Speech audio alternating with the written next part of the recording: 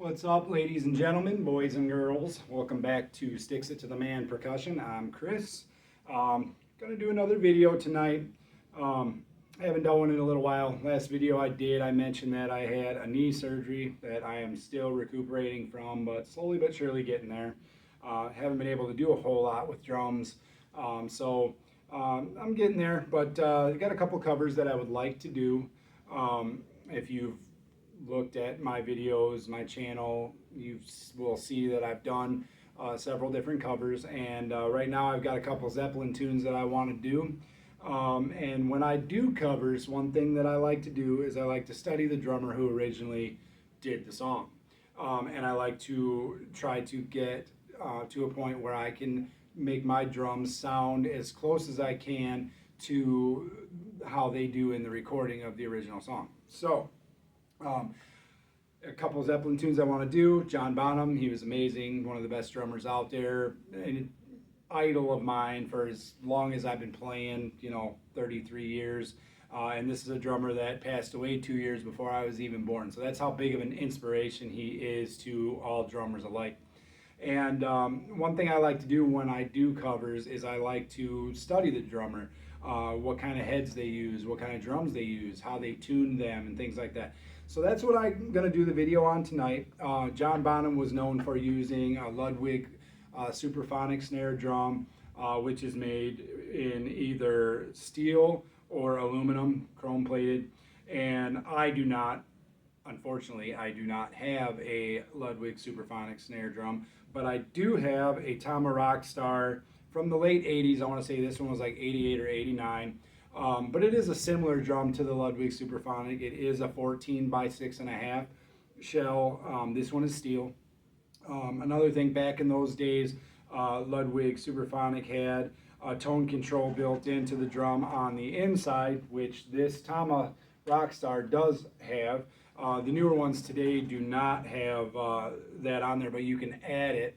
And the reason I don't have one is because today they cost around $610, and unfortunately I just haven't bit the bullet on that, but eventually I would like to. Even if I could find one used, I would be all for it, but as of right now I don't. This is the closest I got. But the similarities to this drum is that it is 14 by 6.5. This one is steel chrome plated. The difference between the Ludwig Superphonic and the Tama Rockstar is the Ludwig Superphonic was a 10 lug drum, is a 10 lug drum. This is an 8 lug drum, but can be tuned to sound virtually the same. And that's what I'm going to do. I'm going to try to get this drum to sound as close as I can to the Bonham sound.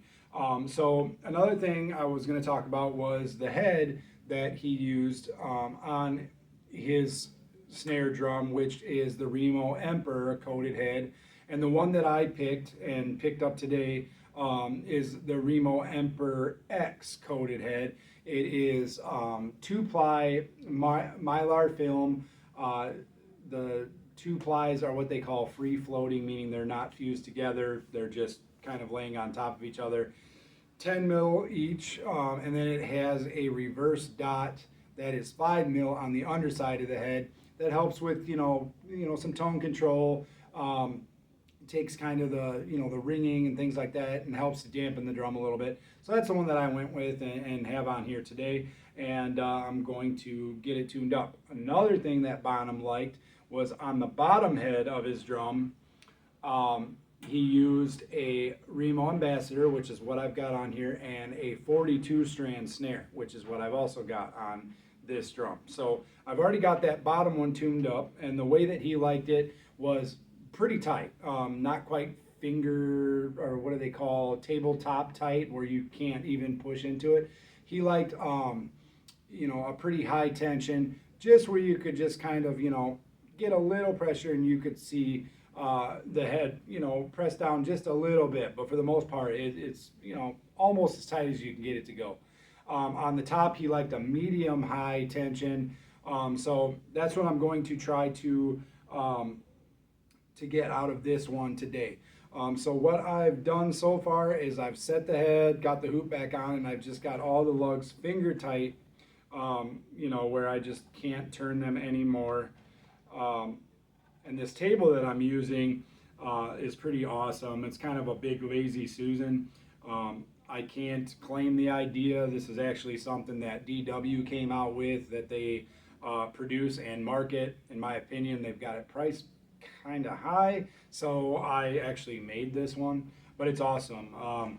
Works awesome for, you know, putting new heads on, tuning. I even use it, you know, to wipe down and clean my cymbals a little bit. The thing is just awesome. But anyway, so I've got all the lugs finger tight, and that's kind of a good starting point. And one thing I like to do when I tune and get a new head on, once I get to this point, is I just like to take my hand in the middle of the drum and just put some pressure on it. Kind of helps to seat the head, break it in a little bit. You know, pretty good amount of pressure on, you know, not gonna break it. But what I'm gonna do is I'm gonna start out with 2 full turns, and then I'll move it over to the kit and we'll see where we're at and do some tweaking, try to get this to sound like, you know, like John Bonham snare drum. So I do have other tuning videos that I've done. You know, if you don't know, you can go and check those videos out, and I'm going to reiterate some of that stuff today. Basically, I start up in the top somewhere, and I'm gonna go 2 full turns. So we'll start there, go directly across, same thing.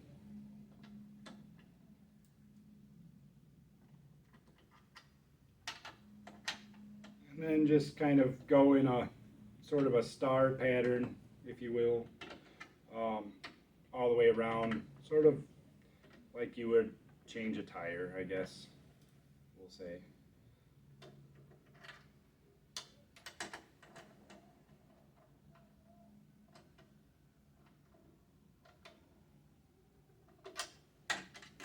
This one, 1, 2, let's see where we at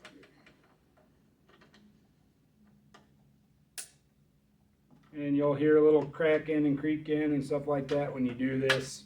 You know, if you've never tuned drums before, that's totally normal. That's just the glue around the rim, I guess you would call, of the head, kind of breaking in a little bit.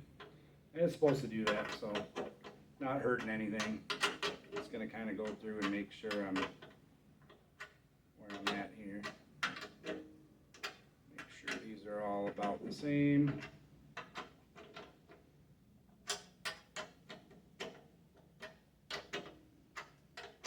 Like so. Okay. Then I'm going to pop the snares off, and then I'm just going to tap around the drum here near the lugs to see, you know, kind of how it sounds. What I'm looking for is for it to have a similar or very close same tone all the way around.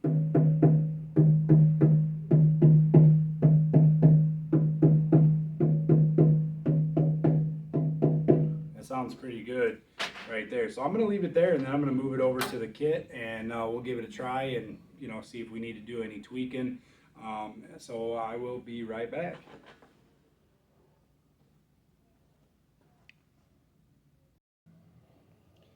All right, so I've got the drum set up here. If I can just find my way back here without tripping over my microphone cord here. Give this a try and kind of see where we're at. Let's see.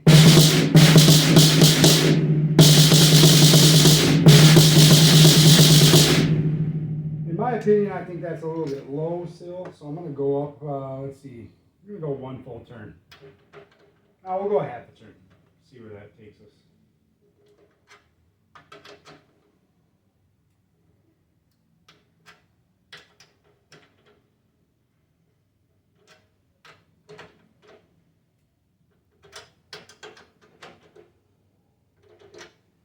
Other thing I'll mention is that when you get a new head on, you play it a little bit and it starts to break in, you will notice that it will lose its tune a little bit, kind of like a tire. They tell you, you know, after 50 miles or something like that, you're supposed to go and retorque all the lugs. Kind of the same way with the drum. So we'll see. see what it sounds like now.